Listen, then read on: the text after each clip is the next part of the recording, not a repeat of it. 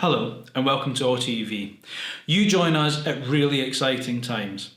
In terms of the automotive landscape, it's getting harder and harder to keep up with developments, and staying on top of things is becoming increasingly difficult for traditional methods of communication. And so we're here in all our various forms to help with this. As the world has slowly started to accept a move away from traditional methods of power for our favourite passion, the car, it soon became clear that confusion could settle in. And so here at Auto EV, we're going to do all the hard work for you. How is the electric car changing our world? What is an electric car these days? Who makes them and how good are they? Through a printed magazine, our website, used car locator and now a dedicated YouTube channel, you can find out everything there is to know about the latest electric cars, watch our latest videos and films and even buy one for yourself. If you like what we're doing, want to keep up to speed with things, hit the like button, subscribe, make sure your phone settings are changed to accept notifications from us, buy our magazine, visit the website, tell your friends, have an EV party even. Either way, just stay connected with us for more.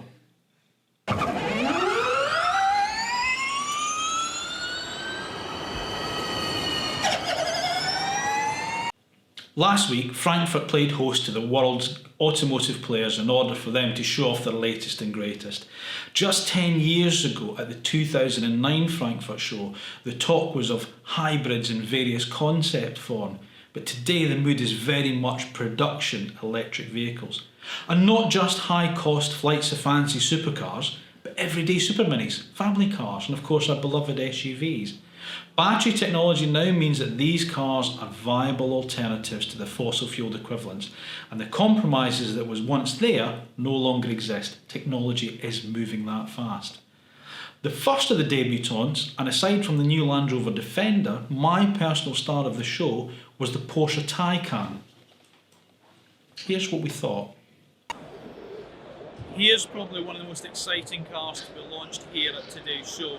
It's the new Porsche Taycan, and yes folks, that is how you pronounce it, Taycan, not Taken, although this car does have a very particular set of skills. It's going to come in two variants at first. It's going to be the Turbo and the Turbo S, but more on that later.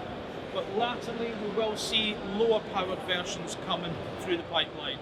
Also confirmed is a car based on the Sport Cross Turismo, the Mission Sport Cross Turismo, which is a sort of fastback crossover style car. Porsche have confirmed that car will come into like the hood as well.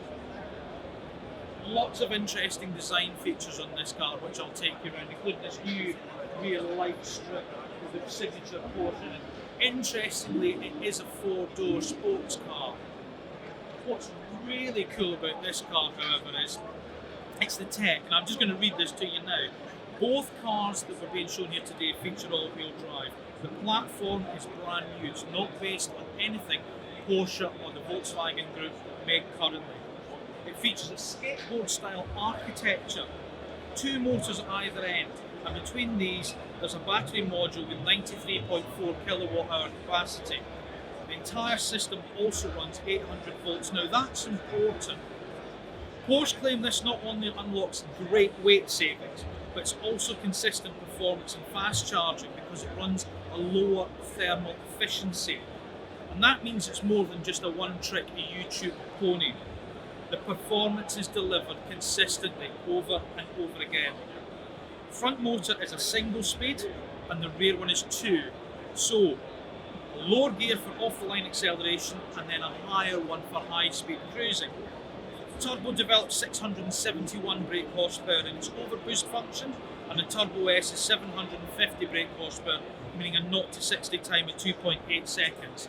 Now, about these badges, you get the impression that Porsche engineers won an awful lot of arguments with this car. Porsche are a sports car company, and it was refreshing to see them launch the Taycan as exactly that, a sports car and not a derivative SUV car. But I feel, and I hope maybe you agree as well, marketing took over. Why badge a car a turbo when it doesn't have a turbocharger on it? Come on Porsche, you're better than that. Well done, really impressive. This is my car of the show, and I can't wait to drive this later in the year. It's a brave new world for Porsche, and we'll be bringing you more about the Taycan in the future. Almost as vital was the reveal of the production-ready ID.3, Volkswagen's new fully electric family hatchback. We've seen the car in various concept and prototype forms, but here it was in final showroom guise. We're here on the Volkswagen stand, and importantly this week sees not just the launch of one of their most important cars, but actually the relaunch of the company.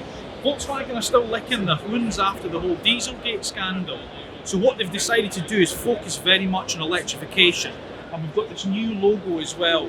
Yes folks, it really is new. But what we've got as well with the ID.3 is a golf-sized electric vehicle. It's based on an MEB platform, it's a 5-door family car, it has 3 battery options, a 45 kilowatt hour, a 58 kilowatt hour and a 77 kilowatt hour. Now these equate to respective ranges of 205, 260 and 341 miles according to WLTP tests. And I'm sure Volkswagen have learned the lesson to stay true to them. So these should be fairly accurate figures you're going to see from this car. You've got 2 power levels available with the car as well, 148 and 201 brake horsepower. Now interestingly, traditional trim levels are actually ditched with this car. You simply choose your battery and your power level and then you add your options on thereafter. Your base price, options on will dictate the final price. Now all cars get this digital dashboard here, which has now become quite familiar in the Volkswagen Group cars. And then you've also got this 10-inch display. Now this is standard in them all. And there's no actual physical buttons on the interior of this car. There are all these lovely little buttons with a haptic feedback, even on the steering wheel controls here as well. Really, really nice design layout. At launch, Volkswagen are saying just the first edition models will go on sale at first, I should say, around £35,000 after the UK government grant. And then the range will start about £25,000 thereafter. Short time, they'll all come on stream. You're looking at around about summer 2020 for deliveries. Now look, the Beetle and the Golf have become real go-to cars of their eras, and we think this is going to become the real go-to electric vehicle in the years to come. Is it going to be enough to change Volkswagen's fortunes and image after the whole Dieselgate scandal? Well, only time's going to be able to tell about that. And the US was the big market that really happened badly there. UK buyers, I think we've got a little bit more acceptability towards what happened, and I think this is going to be a real car to watch. I looked at it driving, it looks fantastic. The electric Mini also had its first public debut at the show, and as one of the most successful reboots of a brand, we were a little bit surprised how long it's taken the car to come to the market. If there was any car crying out to be electrified, then it's the Mini. An engineering marvel and first shown 60 years ago, it's taken BMW Group a little time to bring an electric version of the new Mini to market, although we have seen concepts in development cars over the past few years. Keep in mind, however, that the new Mini was launched back in 2001, 18 years ago. Anyway, here it is, and it's a very interesting car for 2 main reasons. First of all, it doesn't utilise a different platform to the internal combustion car, although there has been some elements that had to be changed to accommodate the new running gear, but these have been cleverly disguised by altering the styling to hide them. The powertrain is from the old BMW i3, which means a 135 kilowatt motor, giving around 181 brake horsepower, so it's about equivalent to a petrol Cooper S. The car contains a 33 kilowatt hour battery pack, so this should give a range of around 144 miles according to the official WLTP figures. Charging the car from a public charger should give around 80% in about 35 minutes, or 2.5 hours from a home wall box. Performance is equally close to the petrol car, with a 0 to 62 time of 7.3 seconds, although the top speed is limited to 92 miles an hour.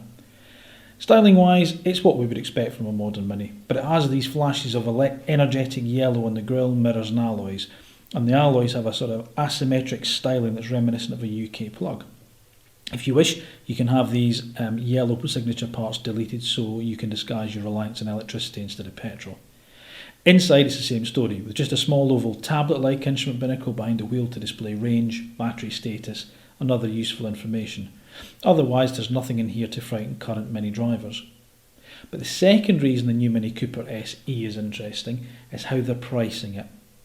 The suggested price is £24,400 including the government grant, which brings it in well below the current petrol-powered Cooper S and shows an aggressive marketing strategy from BMW. It also makes the car a lot less than the new Honda E and also the Vauxhall Corsa E and Peugeot E28, although these last two do have a slightly greater range. With driving dynamics being the Mini's forte, however, this might be slightly late to the EV party, but we wouldn't be betting against it as being the driver's choice of these new small electric car offerings. We couldn't leave without showing you at least one of our favourite concepts of the show, and we found it, rather surprisingly, wearing a Hyundai badge. Well, it's not going to be a motor show without a concept car, and here we are in the Hyundai stand of all places. And look at this, the new Hyundai Concept 45. The name comes from the first car that Hyundai produced back in the 1970s, but without doubt the styling's from something way in the future. Full EV, beautiful. Look at these lights. Joe, come on and get a close up of these lights here, these sort of Tron style lights. Absolutely fantastic. New logo, matte finish on the paint. I'm going to go round the back and show you a little bit more of this, because this really is a future design direction for Hyundai. Round the back, look at these sharp creases down the side, beautiful tapered C-pillar here, lovely big deep dish alloys, and again, these lovely 1970s, 1980s style disco rear lights. By goodness, that brings back some memories for me without doubt. Hyundai say this is going to focus where their design language is going, and I really think that this should be what they're looking at. Get themselves a real standout car of the future. If this is what we expect to see from Hyundai, I'm all for it. So there we have it, an important show from some, not just showing what the future holds, but what the current flavour of the electric car looks like. Really hope you've enjoyed our quick roundup. Please remember, hit the like button, subscribe for videos as we bring them to you, and please let us know what your thoughts are in the comment section, and also your views on some of the cars that were there, anything that we've missed, or anything you'd maybe like us to cover in the future. If you'd like to order a copy of the Auto EV magazine, head over to autoev.co.uk, where you can now order issue 2, which has just gone to print, and there's limited copies of issue 1 still available. If you'd like to buy your very own electric vehicle, you can find lots of them for sale in our dedicated used car locator. And for more information of how you as a dealer can advertise your stock with us, then please drop a line to us at contact@autoev.co.uk. Thanks for watching and stay connected.